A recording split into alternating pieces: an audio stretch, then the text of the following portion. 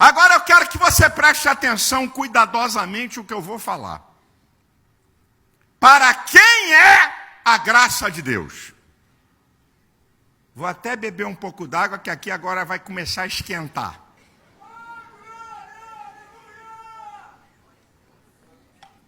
Só com a graça. Ó, estou na periferia, hein? Eu derrubo a teologia calvinista da predestinação. Só com a graça. Olha que eu não vou pregar sobre predestinação e livre-arbítrio, vai ficar para um outro dia. Mas só com a graça eu derrubo a teologia calvinista da predestinação. Só com a graça, não preciso nem entrar em outro tópico. Vamos lá? Bem, segundo aí os defensores da doutrina da predestinação, Paulo é o grande teólogo da teologia da predestinação. Então eu vou começar com Paulo. Só esse versículo dava para acabar a história. Paulo, Tito capítulo 2, versículo 11.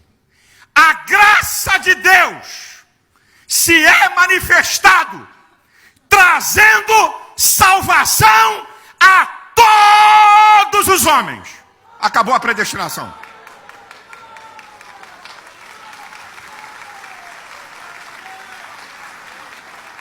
Porque se salvação é para todos os homens, não tem grupinho de predestinados para o céu. E quem fala isso é Paulo. Mas quer mais Paulo? Apanha aí quietinho, hein? Quietinho.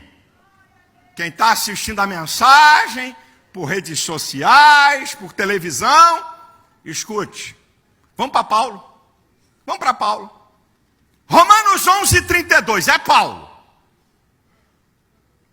Deus encerrou a todos debaixo da desobediência para com todos usar de misericórdia.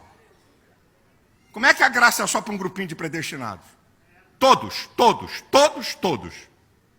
Vamos continuar com Paulo. Gálatas 3, 22. Esse aqui, meu irmão, é mais uma na canela. É na canela, mas como foi? Essa é para doer. As Escrituras encerrou todos debaixo do pecado, para que a promessa pela fé em Cristo fosse dada aos que creem. Deixa eu rir dessa teologia. As Escrituras encerrou todos debaixo do pecado. Qual é o destaque? Para que a promessa pela fé em Cristo, isso é, a salvação, fosse dada aos que creem, não é aos predestinados, não. Salvação é para quem crê.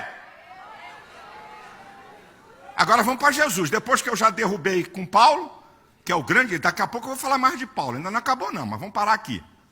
Com Paulo. Vamos para Jesus. Qual é o texto áureo da Bíblia? João 3,16. É chamado do texto principal da Bíblia.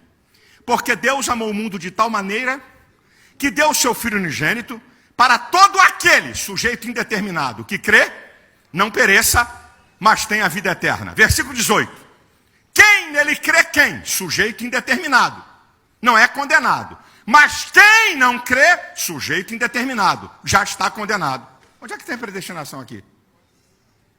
Deus amou o mundo de tal maneira que enviou o seu Filho para todo aquele. Quem é aquele? Qualquer pessoa. Que nele crê, será salvo. E quem não crê, será condenado. Depois reafirma Jesus. Quem nele crê, não será condenado. Mas quem não crê, já está condenado. Quem crê e quem não crê. Não tem nada de predestinado de um grupinho especial para crer e um grupinho especial para ir para o inferno. Agora presta atenção a isso que eu vou te falar. Se Deus, de fato, predestinou, predestinar é determinar o futuro de um grupo de pessoas para ir para o céu, o ato da soberania de Deus não precisa de condição. Porque se Deus, na sua soberania, escolheu um grupo de pessoas para ir para o céu, acabou o papo. Não precisa de condição. Então vamos voltar a Efésios 2:8. Pela graça sois salvos por meio da fé. A salvação quem dá é o Senhor, mas a condição é a fé. Se houvesse predestinação, não havia condição humana. Para que a condição humana? Ah, meu Jesus, ajuda nós. O texto áureo da Bíblia. Deus amou o mundo de tal maneira que deu o seu Filho unigênito para todo aquele que nele crê. A condição é crer. Se houvesse predestinação para um grupo, não havia condição. Hebreus 5:9. Ele veio a ser a causa de uma eterna salvação para todos os que lhe obedecem. Salvação é para obediente, não é para predestinado. Tem aí a condição, não teria essa condição. O texto é que está. Ele veio a ser a causa de uma eterna salvação para predestinados. Não, é para todos os que lhe obedecem. Hebreus 3:14. É mais uma na canela deles. Nos tornamos participantes de Cristo se mantivermos firmemente o princípio da nossa fé até o fim. O texto está errado. O texto estaria errado. Nos tornamos participantes de Cristo se mantivermos firmemente o princípio da nossa fé até o fim. Não precisava disso. Para você ser participante de Cristo, tem que manter a fé até o final. Você já está eleito, você já é predestinado. Agora, olha o que o apóstolo Pedro vai dizer, uma coisa muito importante, em 2 Pedro 3, do versículo 16 ao 18, que eu vou sintetizar. O apóstolo Pedro diz que as cartas de Paulo têm pontos difíceis, que os indoutos torcem para a sua perdição. Mas nós, amados, de antemão sabendo disso, temos que ter o cuidado para não sermos arrebatados por essas pessoas, para que a gente não caia da fé. E aí ele vai dar a receita. Antes, crescei na graça e no conhecimento de nosso Senhor Jesus Cristo. O que é que Pedro está dizendo? Que ao torcerem as Escrituras, você pode ser arrebatado da graça, juntamente com homens abomináveis. Como é que já está definido? Agora eu vou para Paulo. Isso aqui que eu estou falando é muito importante. Porque eu estou vendo que esses caras, por exemplo, quem acredita no livre-arbítrio, não vive pregando em redes sociais sobre livre-arbítrio. Mas esses caras calvinistas querem impor a sua teologia. E estão contaminando e perturbando muita gente. Então eu estou dando aqui, é uma pincelada, viu, filho? É só uma pincelada no assunto, viu? Vamos pegar Paulo aqui agora. Vamos pegar Paulo. Vamos voltar para Paulo. Paulo é o teólogo da predestinação. Mas pastor, a Bíblia está escrito, nos predestinou nele, nos elegeu nele. Primeiro, todas as vezes que você vê Paulo falando de predestinação e eleição, está no plural, ele está falando da igreja. Em nenhum texto da Bíblia ou das cartas de Paulo, ele se chama de predestinado no singular. Paulo, quando vai falar dele, ele se chama apóstolo de Cristo, servo de Cristo, servo de Deus. E quando ele vai falar da sua condição, aqui desculpa, passa a regra e fecha a conta. Filipenses 3, 13 e 14. Quanto a mim, irmãos, eu não julgo que já tenha alcançado, mas uma coisa eu faço, e é que, esquecendo-me das coisas que para trás ficam, e avançando para as que estão diante de mim, prossigo para o alvo, pelo prêmio da soberana vocação de Deus em Cristo Jesus nosso Senhor. Está errado o texto. O apóstolo Paulo tinha que dizer, eu já tenho alcançado, e prossigo para receber o que já está predestinado. Esse seria o texto, se Paulo de fato defendesse essa teologia. Ele diz, irmãos, quanto a mim, ele está falando dele, eu não julgo que tenha alcançado. Ele está falando de quê? Está falando da salvação. Está falando do prêmio da salvação, que é a vida eterna. Eu não alcancei. se é predestinado, já está alcançado. Olha o que é que você tem que entender.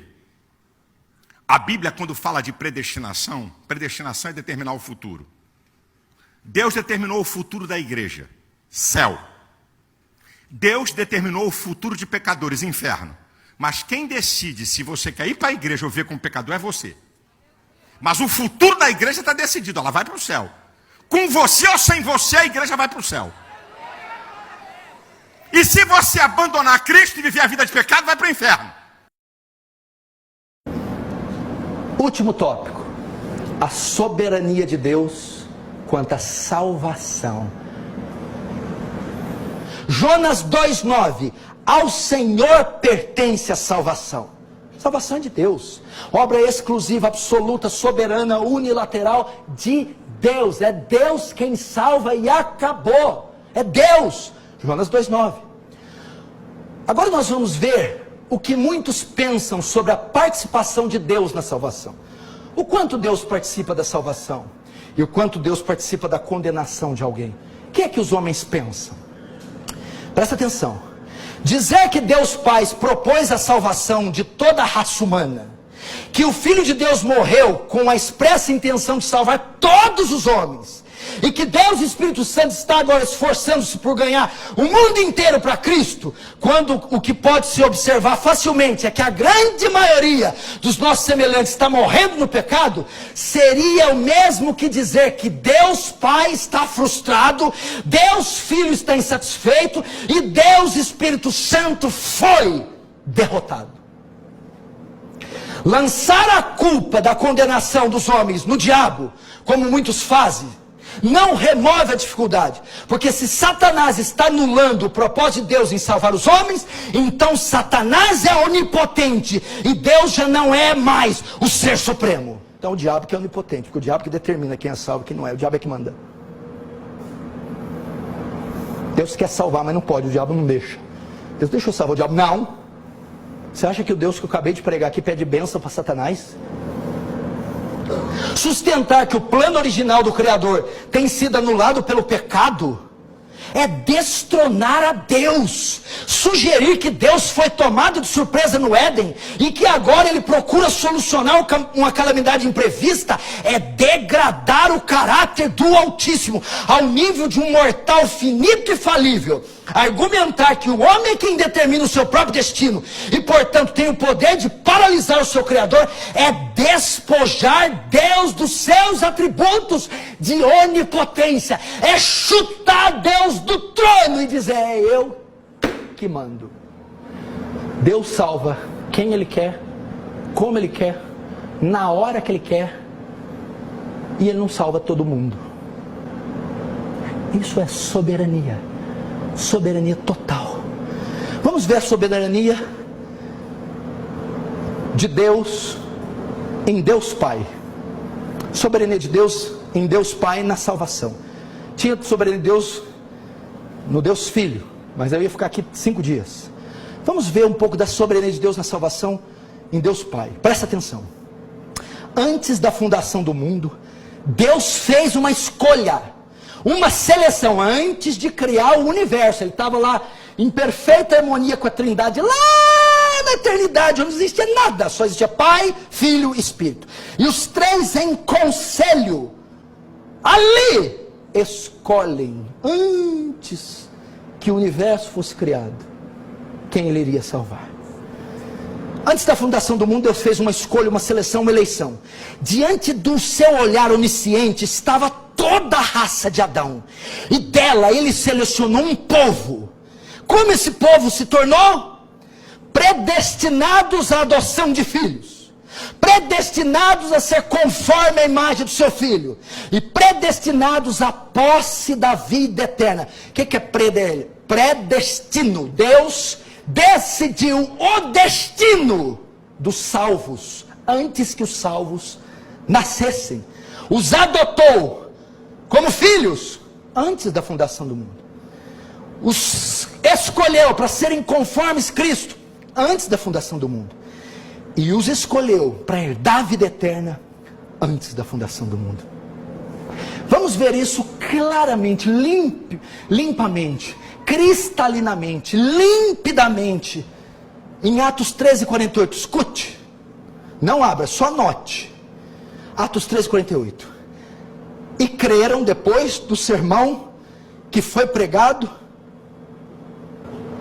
e creram todos os que haviam sido predestinados para a vida eterna. O apóstolo Paulo está pregando aqui. Quando ele termina de pregar o sermão, por divina inspiração, Lucas escreve, depois do sermão de Paulo: e creram todo mundo que creu? Não, tinha 100. Situação hipotética. Creu 50. Essa é a ideia. Então o que Paulo falou? Depois do sermão, e creram um tanto. Quem que creu? Todos que haviam sido destinados, predestinados para a vida eterna. Então quem creu, quem atendeu o sermão de Paulo, foi quem Deus escolheu antes da fundação, e naquele dia atendeu o chamado, a pregação de Paulo. Aqui nós aprendemos 3 coisas nesse texto. Primeiro, que o ato de crer é a consequência e não a causa do decreto divino, da escolha divina, da soberania. Não está dizendo aqui que foi predestinado todos que creram. Não. Está dizendo que creram os que foram predestinados. Então, o ato de crer é a consequência da eleição e não a causa da eleição. Segundo, que esse destino pronunciado por Deus não se refere a meros privilégios externos ou terrenos, mas a vida eterna. Creram todos que haviam sido destinados para a vida eterna, para salva. Esse decreto é relativo à nossa salvação, à vida eterna. E terceiro, creram todos que foram predestinados para a vida eterna, crerão. Não há possibilidade deles não crer. Crerão. É um imperativo. E todos destinados por Deus para a vida eterna, certamente hão de crer. O que o senhor está querendo dizer com esse texto? Ué, você não sabe o que eu estou pregando? A soberania. Deus quem escolhe, decreta, separa, elege, salva. É Deus. Está na totalidade. Se Deus governa um carrapato, não vai governar o destino das nossas almas? Deste modo, presta atenção, a ideia de qualquer bondade inerente prevista nos eleitos, Deus viu bondade, viu justiça, viu fé. Não. Deste modo, qualquer bondade inerente prevista nos eleitos, ou qualquer coisa meritória feita por eles, fica rigorosamente excluída, porque Deus escolhe um remanescente segundo a eleição da graça. É uma eleição que baseia no favor, na graça, é meritória. Veja outro texto que mostra isso claramente, 1 Coríntios 1, 26 e 29. Irmãos, pensem no que vocês eram quando foram chamados. Pouco eram sábios segundo os padrões do mundo. Mas Deus, primeiro, escolheu as coisas loucas do mundo para envergonhar sábio. Segundo, e Deus escolheu as coisas fracas do mundo para envergonhar as fortes. Terceiro, e Ele escolheu as coisas significantes do mundo para desprezar as que nada são, para reduzir a nada as que são, para que ninguém se glorie. No mesmo texto, ele cita 3 vezes. Deus escolheu, elegeu, separou. Por que ele fez isso? Soberano. Quis fazer. Por 3 vezes o texto se refere à escolha feita por Deus. E essa escolha pressupõe necessariamente uma seleção. E quem escolhe é o próprio Deus. Soberanamente. Sem mérito algum. Vamos ler mais um texto que é o texto áureo, Efésios 1, 3, 5. Olha só, presta atenção. Bendito seja o Deus e Pai do nosso Senhor Jesus Cristo, o qual nos abençoou com todas as bênçãos espirituais nos lugares celestiais em Cristo. Como também nos elegeu antes da fundação do mundo, para que fôssemos santos e irrepreensíveis diante dele em amor. E nos predestinou para filhos de adoção por Jesus Cristo, para si mesmo, segundo o beneplácito de sua vontade. 3 lições tem esse texto, simples e simples, sobre a soberania de Deus na salvação e sobre a escolha que ele faz. 3. Primeiro, Deus escolheu aqueles que deviam ser salvos como seus filhos por intermédio de Jesus. A escolha que Deus fez foi baseada em Cristo, por causa de Cristo, pelo sacrifício de Cristo, a mediação de Cristo, o pagamento de Cristo. Segundo, que essa escolha não foi feita depois da queda de Adão, mas foi antes de Adão ser criado, foi antes da própria fundação do mundo que Deus nos escolheu em Cristo. Se não, vejam como também nos elegeu antes da fundação. Não havia obra, pecado original, não havia nada, não havia nem cosmos. Deus escolheu antes. E terceiro, finalmente somos informados acerca do fato que Deus não procurou o conselho de quem quer que fosse, mas antes fomos predestinados segundo o beneplácito da sua vontade. Deus salva, Deus escolhe, Deus elege conforme o beneplácito da sua vontade. O que é isso? Conforme o bom prazer da sua vontade, conforme Ele quer, conforme Ele ordena, conforme Ele deseja, conforme Ele decide, sem pedir conselho para ninguém. É assim que Deus salva. Você está vendo onde nós erramos? É querer chutar Deus deixa Deus no trono. 2 Timóteo 1,9, que nos salvou e nos chamou com santa vocação. Agora olha só o que se baseia a eleição. Não segundo nossas obras, mas conforme a sua própria determinação, decreto, vontade, ordem e graça, que nos foi dada em Cristo Jesus, antes dos tempos eternos. Você tem coragem de falar que não é assim? Você tem coragem de falar que Deus frustrou? Que o homem manda mais que Deus? Irmão, isso é bobagem. Isso é o Deus comprado na 25 de março. Isso é o Deus na pracinha do Itaú. Isso é o Deus no pedestal que tem que queimar incenso e acender vela. Isso é o Deus João Bobo, aquele boneco inflável que ia areia embaixo. Esse aqui não. Esse aqui não. Deus é soberano. A salvação se baseia na sua escolha absoluta, soberana, definitiva, decretiva. É isso.